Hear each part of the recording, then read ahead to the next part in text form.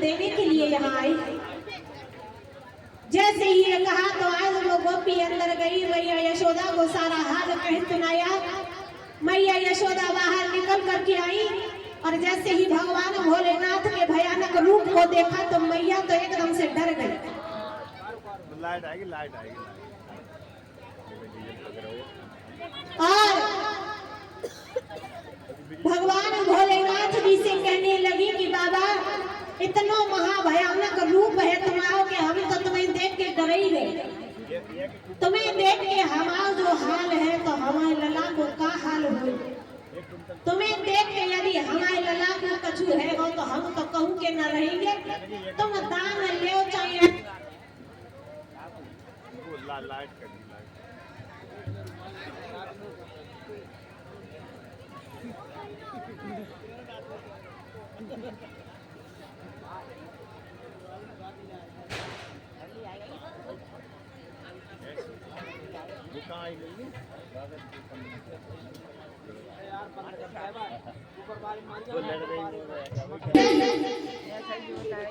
गोपी ने कहा कि मैया हमें तो ऐसे लग रहा है जैसे वो बाबा हो तो ना भाई बाबा ने लला के ऊपर कोई जादू तो ना कर दो। मैया यशोदा ने कहा तो फिर हमारा मुंह क्या देख रही है, जाओ और बाबा को लेवाई कर। उसी समय वो गोपी दौड़ करके गई और भगवान भोलेनाथ जी को बुला करके लाई। आज हरि और हरि का मिलन हो गया और प्रभु शांत हो गए। इस प्रकार से भगवान भोलेनाथ ने भगवान श्याम सुंदर के दर्शन किए। बोलिए वृंदावन में हरिलाल की। श्री सुखदेव जी समझा करके कहने लगे कि हे राजन परीक्षित,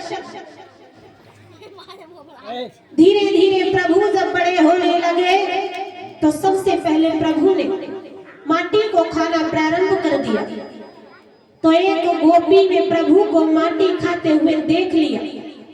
तो आज वो गोपी प्रेम बस मैया यशोदा जी से शिकायत करने के लिए आई। तो मैया ने कहा कि हे गोपी, काय को हमारे लला के ऊपर झूठो दोष लगा रही है। हमारा लला और माटी कभी नहीं खाए।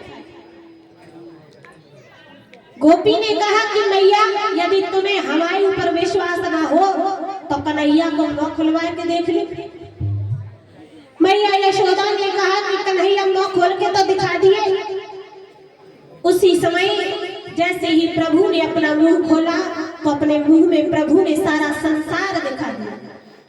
जैसे ही मैया यशोदा ने उनके मुंह में सारा संसार देखा तो विचार करने लगी कि हमारे लला के मुंह में सारा संसार कैसे घुस गया। और कहा कि कन्हैया अपना भवन निकलने का मुंह मत खोलिए। इधर प्रभु ने विचार किया कि यदि माँ समझ गई कि मैं ही पार ब्रह्म परमात्मा हूँ तो माँ फिर हमें पुत्र जैसा प्रेम नहीं बल्कि भगवान का प्रेम करेंगे। और भगवान के प्रेम में वो आनंद नहीं जो पुत्र के प्रेम में आनंद है।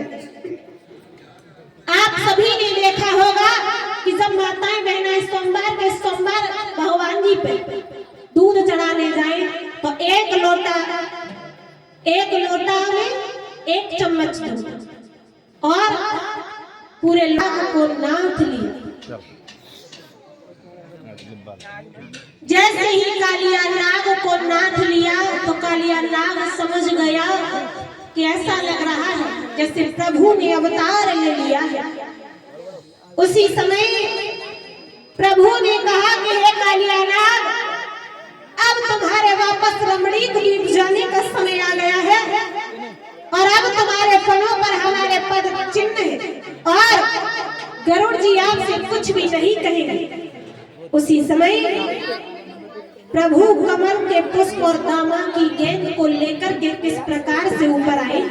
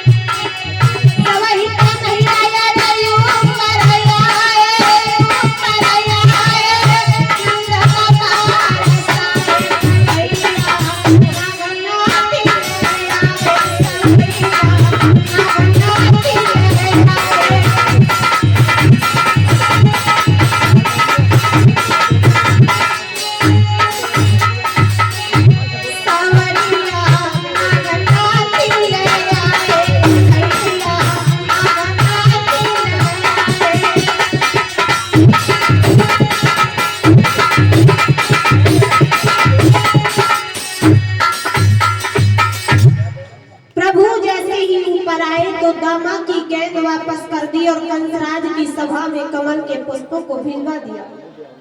इस तरह से भगवान श्याम सुंदर ने कालिया नाग को नाथ लिया। बोली वृंदावन में हरियाली की। श्री सुखदेव जी समझा करके कहने लगे कि हे राजन परीक्षित, एक बार जब भगवान श्याम सुंदर गायों को चरा करके वापस लौट करके आए तो क्या देखा कि मैया यशोदा रसोई में बैठी बैठी तरह तरह के पकवान बना रही थी। प्रभु ने मैया से कहा कि मैया आप आज तरह तरह के पकवान क्यों बना रही हैं? मैया ने कहा कि हे कृष्ण, अभी हम कार्य कर रहे हैं, आप जाओ और जाकर के अपने बाबा से पूछो। उसी समय भगवान श्याम सुंदर आज नंद बाबा के पास में आए और कहा कि बाबा हमें ये बताइए कि आज मैया तरह तरह के पकवान क्यों बना रही है? तो नंद बाबा कहने लगे कि बेटा आपको शायद ये बात मालूम न हो कि आज कार्तिक कृष्ण चतुर्दशी का दिन है और आज के दिन इंद्रदेव का पूजन किया जाता है। तब इंद्रदेव मेघों को आज्ञा देकर के जल वर्षाते हैं और तब अपने खेतों में अनाज होता है। जैसे ही ये बात आज भगवान श्याम सुंदर ने सुनी तो समझा करके आज प्रभु क्या बोले,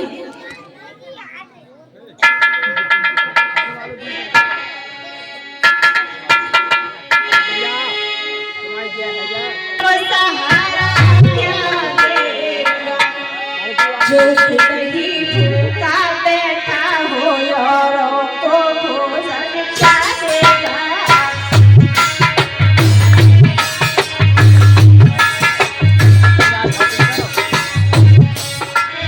और कहा कि बाबा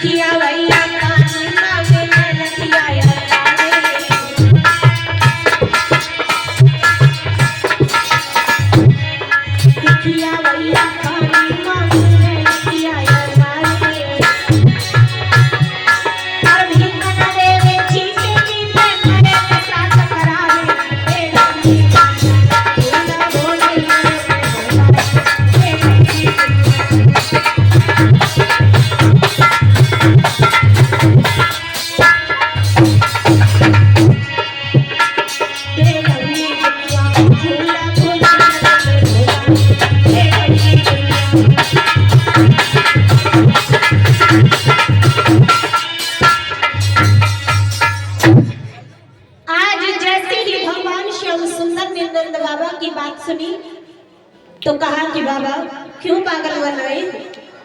अरे हम तुम्हें बताएं उस देवता का पूजन करो और हमारा देवता इतना बढ़िया है कि सबको दर्शन देते। प्रभु ने जब नंद बाबा को इस प्रकार से समझाया तो नंद बाबा आज प्रभु की बात को मान करके तैयार हो गए।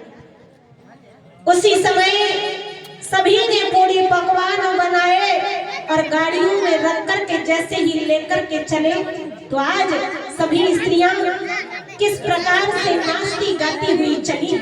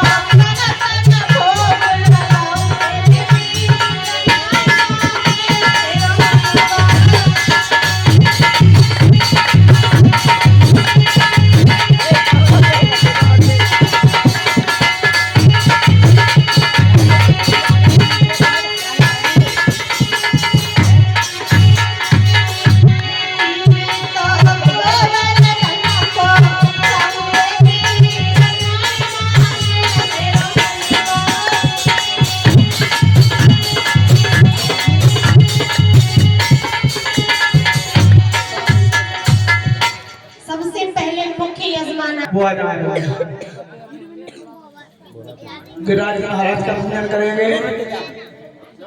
प्रधान निवास श्रीमती सप्तवती देवी, जल्दी जल्दी आ जाओ। और थाली कहाँ है?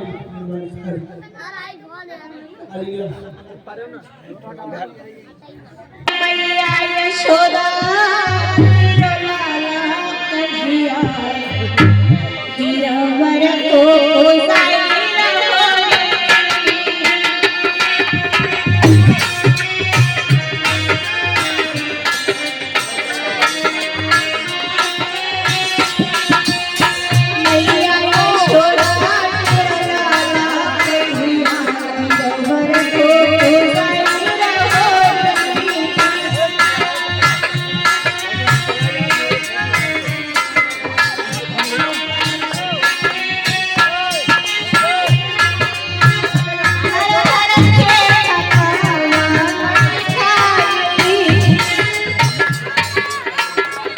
आप लोगों का पूजन हो गया तो दूसरे को मौका दे, एक पर कम्मा लगाओ और चलते चलो। बोल गणराजी महाराज की जय। चलो भैया, जो भी माताएं बहनें पूजन करना चाहती हैं वो आ सकती हैं।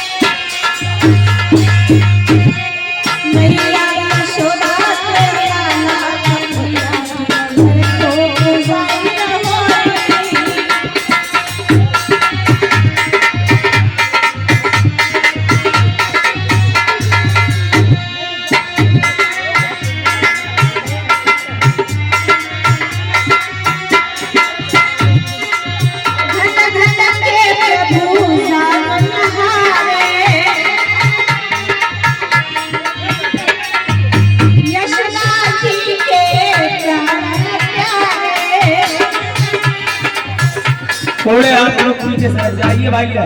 ए भाई, जो जहाँ बैठे हैं कैमरा मैन, इनके लिए पीछे कर दो, थोड़े पीछे कर दो।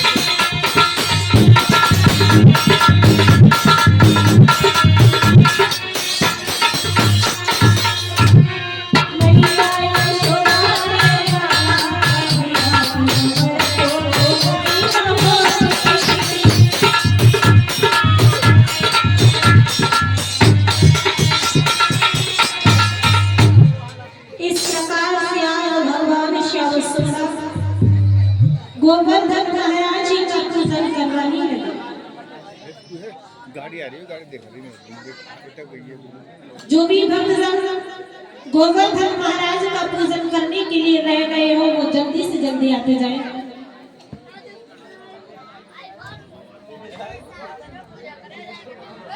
श्री राधे। जो भी भक्त जाए गिरिराज जी का पूजन करना चाहते हैं, जो माताएं बहनें पूजन करना चाहती हैं वो अति शीघ्रता पूर्वक आते जाए। तो हम कहा बैठे भैया तुम भी उठ जाओ। अध्यक्ष अरविंद सिंह, यादराम कमेटी जितने भी है सभी आ जाओ भैया। जी मौका नहीं मिले वो वृंदावन में जाकर मिले हो। जब कथा के अनुसार श्रीमद् भागवत महापुराण के अनुसार श्री गिरिराज जी का पूजन हो रहा है और आज एक भगवान की पूर्णाहुति हुई है। जो भी गिरिराज जी का पूजन करना चाहते हैं वो भी आ जाए। सुंदर ने गोवर्धन महाराज तो उसी समय इंद्रदेव ने मेघमालाओं को बुलाया, आज्ञा दी। उसी समय मेघमालाएं चली तो आज ब्रज में पानी बरसने लगा। देखते ही देखते सभी ब्रजवासी डूबने लगे। भाग करके नंद बाबा के पास में पहुंचे और कहा कि अब क्या करें, ये कहर आपने ही पढ़वाया है। नंद बाबा ने कहा कि आप लोग चिंता न करो। उसी समय सभी ब्रजवासी भाग करके भगवान श्याम सुंदर के पास में आए तो प्रभु ने कहा कि आप चिंता न करो, यदि हम सब मिलकर के गोवर्धन महाराज का ये पर्वत उठा लेंगे तो हम सब बच जाएंगे। उसी समय देखते ही देखते भगवान श्याम सुंदर ने गोवर्धन महाराज को अपनी एक ही उंगली पर धारण कर लिया। ये देख करके आज मैया यशोदा घबराने लगी। कैसा हाल हो गया था आज मैया यशोदा का।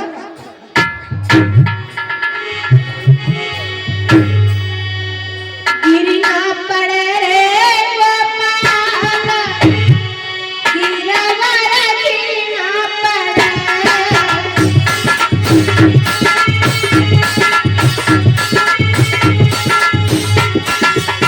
गिरना पड़े रे गोपाल, गिरवर गिरना पड़े।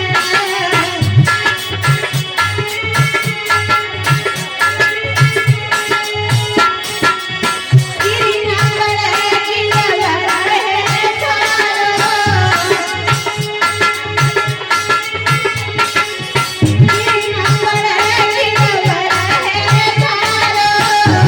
अरे ताली कोई बजा जाओ, ताली बजा जाओ, कुछ ना बजा रहे तो ताली बजा जाओ दोनों हाथों से। दारू धक करे गिरवर गिरना पड़े।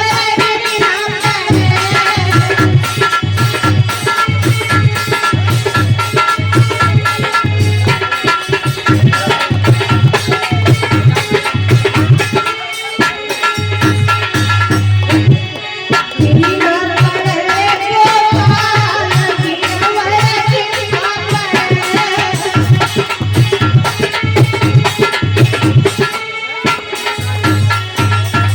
सब ब्रजवासी आए बहार।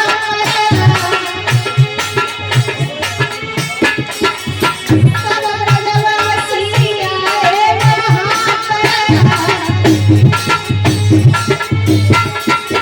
मूसलाधार करे गिरवर गिरना पड़े।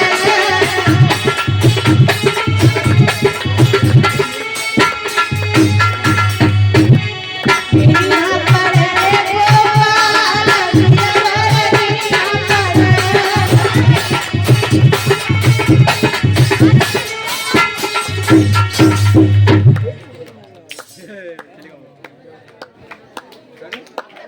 भोजन कराया करती थी तो एक बार मैया सीता जी प्रभु श्री राम से कहने लगी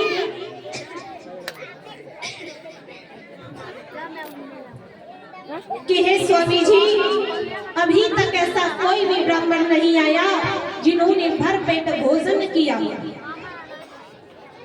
जैसे ही प्रभु श्री राम ने ये बात सुनी उसी समय प्रभु श्री राम ने सीता जी से कहा कि आप चिंता न करो, एक ना एक दिन ऐसे ब्राह्मण जरूर आएंगे।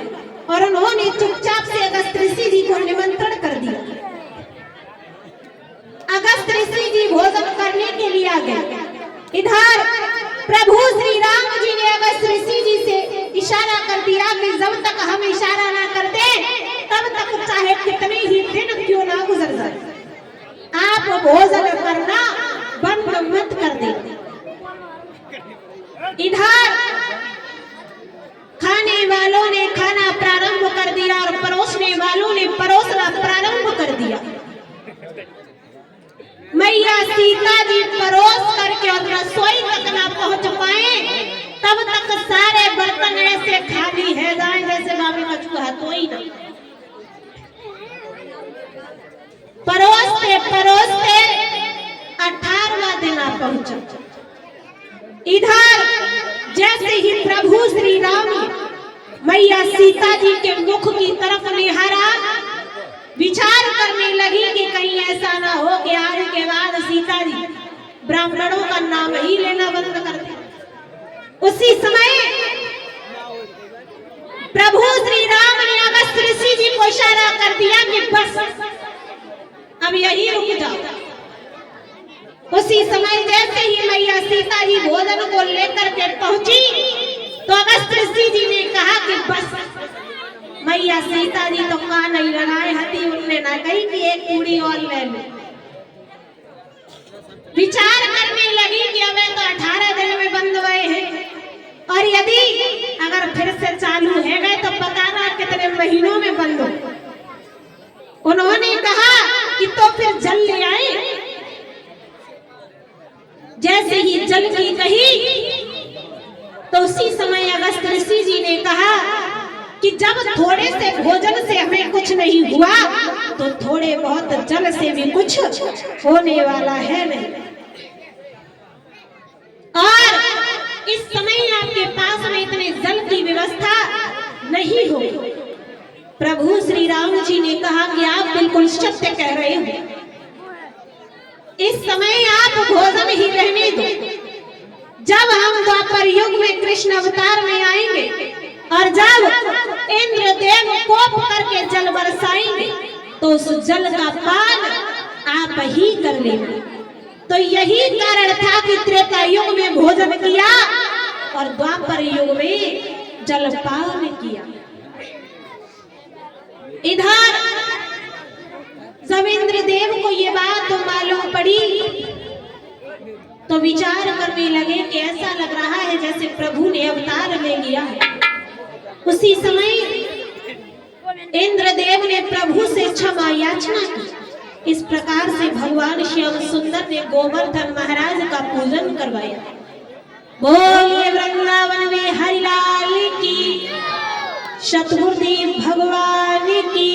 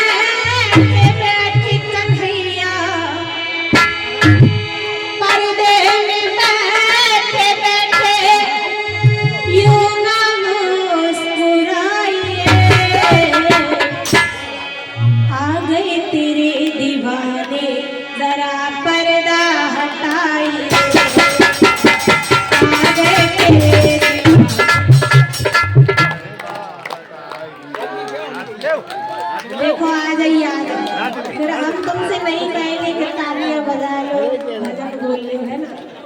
आ जाइए आ जाए फिर तो गाजियाबाद है, फिर पता नहीं आज के बिछड़े कब मिले, है ना। तो सभी भक्तजन प्रेम के साथ में बोलेंगे।